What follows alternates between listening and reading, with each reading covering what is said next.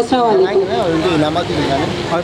सबसे पहले तो मैं उन तमाम बच्चों और उनके तमाम पेरेंट्स को बहुत दिली तौर पर उनकी मशकूर हूँ कि वो इस प्रोग्राम में आए और आज उन्होंने अपना ही दिन बहुत अच्छे तरीके से मनाया। और आज स्टेज परफॉर्मेंसेस देखकर अंदाज़ा हुआ कि ये तो हमसे कम नहीं है। अगर इनको प्रॉपर तरीके से हैंडल किया जाए तो ये हमसे बिल्कुल कम नहीं है। दूसरी चीज़, मैं अपने आप को बहुत खुश नसीब इस सिलसिले में समझती हूँ कि इस पुरवकार तकरीब का एक हिस्सा रही। इन बच्चों के दरमियान नॉर्मली ज़िंदगी में तो रहती ही हूँ, लेकिन आज इनके दरमियान इनके परफॉर्मेंसेस देखकर मैं अपने आप को सबसे खुशकिस्मत समझ इस पॉइंट ऑफ व्यू से रही हूँ कि एटलीस्ट इनके साथ रह के इनकी बहुत ज़्यादा स्पेशल एरियाज़ को समझने का मौका मिला। हम सब की, मेरे ख्याल में हम सबको इस बात के लिए दिली तौर पर कोशिश करनी चाहिए। हम बहुत सारे दिन बहुत बड़े बड़े तरीक़ों से मना लेते हैं, लेकिन इन बच्चों को, इनकी फैमिलीज़ को मैं प्लीज़ मोटिवेट ये करना चाहती हूँ कि पेरेंट साइड जो है वो डिनाइल स्टेज पे ना खड़ा हो। ये स्पेशल है, मतलब स्पेशल का मतलब दुनिया में अगर अंग्रेज़ी में इसको तो ख़ास समझा जाता है। और अगर हम किसी फ्रेंड को स्पेशल गिफ्ट के नाम पे देते हैं कोई चीज़, तो एक स्पेशल चीज़ होती है। तो अल्लाह ने गिफ्ट के तौर पर स्पेशल चीज़ आपके घर में दी है, लेकिन अगर हम इन स्पेशल चीज़ को एक्सेप्टेंस ही ना करें जहाँ से स्टार्ट एक्सेप्टेंस होनी चाहिए थी, यानी पेरेंट साइड, जब वही एक्सेप्ट नहीं करेगा तो सोसाइटी कहाँ से करेगी।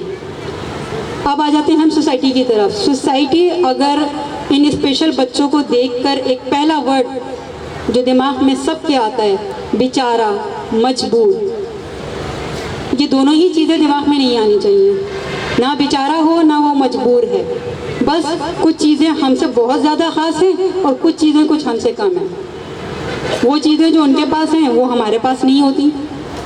ब्लाइंड के पास ऑडिटरी सेंसेस बहुत अच्छे होते हैं जो हमारे पास नहीं है, लेकिन अगर इनकी क्वालिटीज़ को डिफरेंट एरियाज़ के तरीके से बयान किया जाए तो मैं आपका ज़्यादा वक्त ले लूँगी।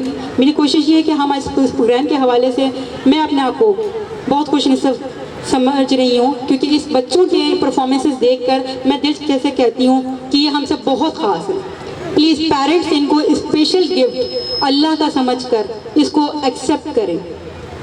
बोझ नहीं है ये, बोझ हम खुद बना रहे हैं। अगर इनिशियल स्टेज पर इनको डायग्नोस करके इनके प्रॉब्लम्स को सही तरीके से हैंडल कर लिया जाए तो ये बच्चे हमसे बहुत आगे निकल जाते हैं। दुनिया में ये बच्चे इंडस्ट्रीज़ चला रहे हैं। हमारे मुल्क पाकिस्तान में 2% कोटा भी इसको पूरा नहीं मिल रहा और स्पेशल समझ के इनको साइड पे कर दिया जाता है।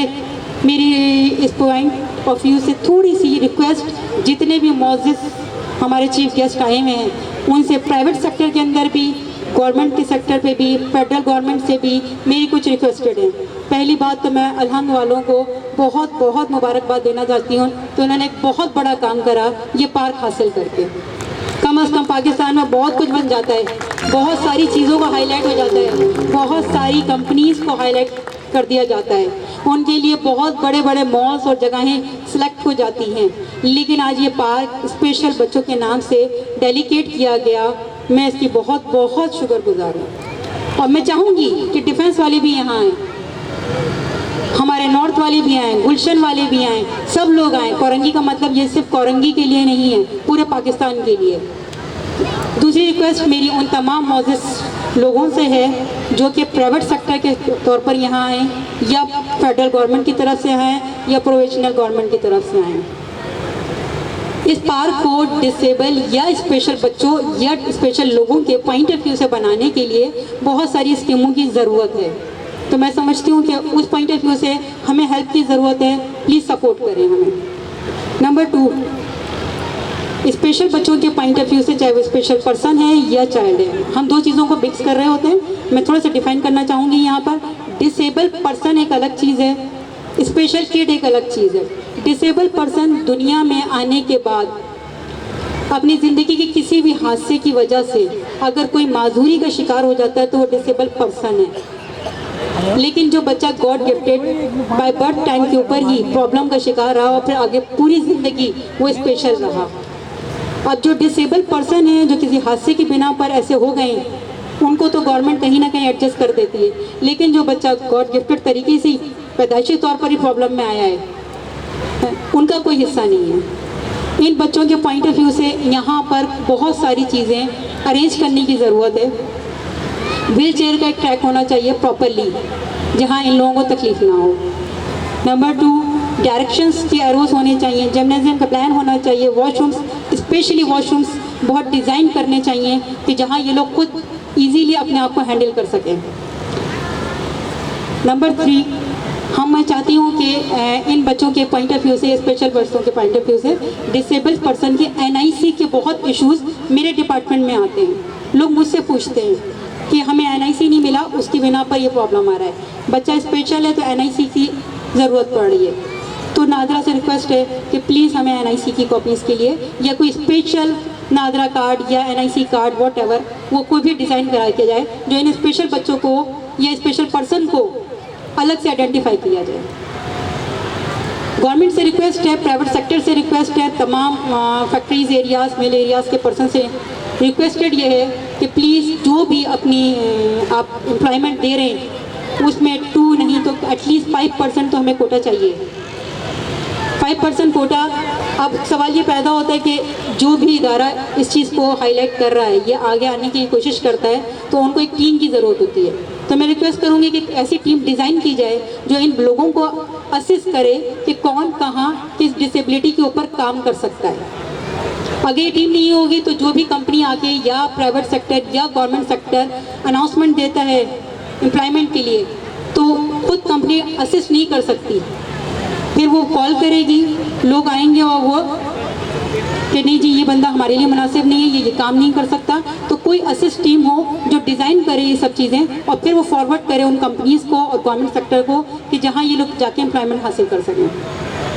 दूसरा, इस पार्क के हवाले से मेरी कोशिशें ये होंगी कि इस पार्क को सबसे ज़्यादा हाईलाइट किया जाए। पाकिस्तान में बहुत सारे अच्छे काम हो रहे हैं, लेकिन ये एक ऐसा अच्छा काम है कि दुनिया को एटलीस्ट बता सकते हैं दुनिया के बहुत सारे पार्क, बहुत सारी चीज़ें बहुत सारी अच्छी हैं, लेकिन हमारे मुल्क में ये पहला ऐसा पार्क है जो आज से पहले कभी किसी ने सोचा नहीं होगा, लेकिन इसको डिज़ाइन करने में भी हमें एफर्ट्स की ज़रूरत है। दूसरा, आप हमारे साथ बड़े रिस्पेक्टिवली डॉक्टर गवर्नमेंट सेक्टर के भी मौजूद हैं। मैं उनसे रिक्वेस्ट करूँगी NICH के डॉक्टर आतिफ से कि प्लीज़ डिलीवरी टाइम के ऊपर, जब बच्चा डिलीवर होता है उस टाइम पर जो डिसेबिलिटीज़ सामने आ रही हैं जो कि इजीली असिस्ट की जा सकती हैं, वो फौरी तौर पे रिहैब में फॉरवर्ड कर दी जाएँ, क्योंकि CP चाइल्ड अगर एक दिन भी लेट हो जाता है तो डिफॉर्मिटीज़ का इजाफा होने का चांसेस होता है।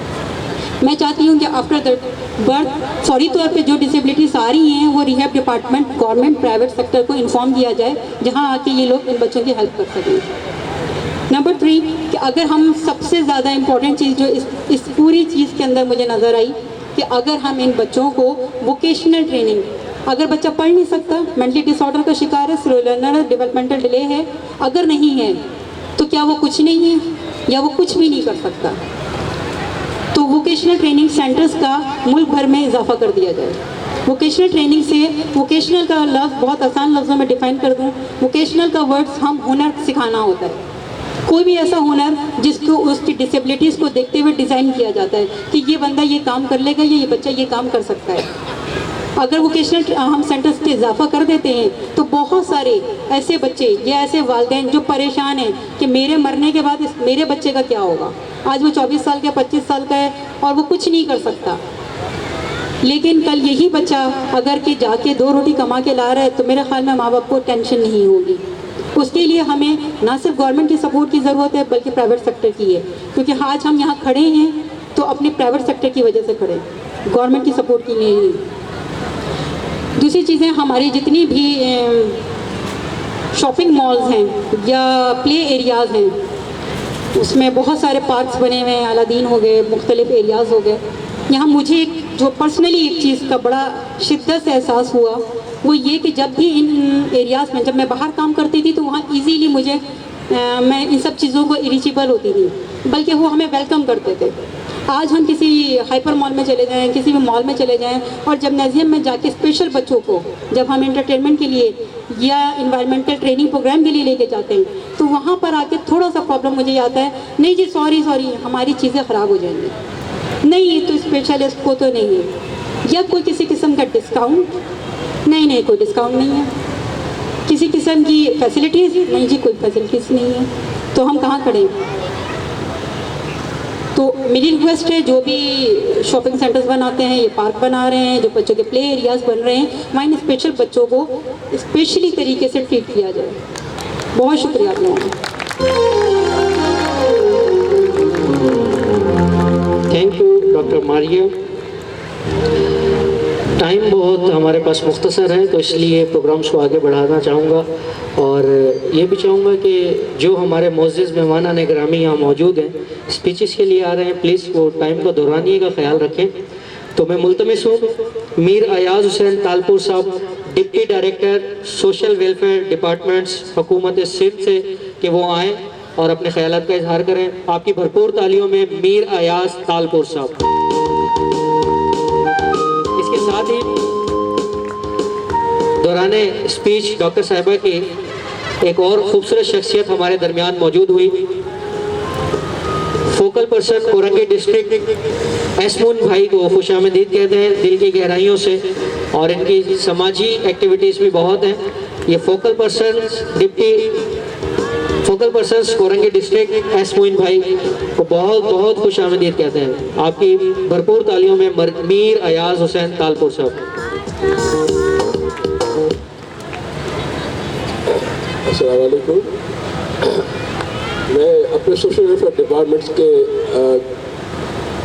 कुछ कहने से पहले मैं चाहूँगा कि आप सब लोगों को मेरा तरफ से सलाम हो, और इसके अलावा यकीनन मैं ये चाहूँगा कि मैं अपने कुरैशी साहब अलहम्द वालों का तहे दिल से शुक्रगुजार हूँ कि उन्होंने मुझे इस लायक काबिल समझा कि मुझे यहाँ पर आप सब लोगों से मुखातिब होने का मौका दिया। अब मैं चाहूँगा कि सोशल वेलफेयर डिपार्टमेंट की तरफ से कुछ कहने से पहले मैं डॉक्टर मारिया की इस बात से यकीनन मुत्तफिक हूँ कि ये सब लोग सिर्फ हमारी समाजी इदारों की ही नहीं जिम्मेदारी, ये हम आप सब की जिम्मेदारी है कि हम इन लोगों को अपने जैसा ही समझें और जितना हद इम्कान हमसे हो सके हम इनके साथ बेहतर से बेहतर इनको फैसिलिटेट करें। इस सिलसिले में हमारे डिपार्टमेंट की तरफ से पूरे सिंध में 17 सेंटर जो है इनकी ट्रेनिंग के लिए, इनको मुख्तलिफ जो हुनर सिखाने के लिए काम कर रहे हैं, जिसमें से 5 इदारे इस वक्त कराची में हैं, जिसमें मलीर है, लांडी है।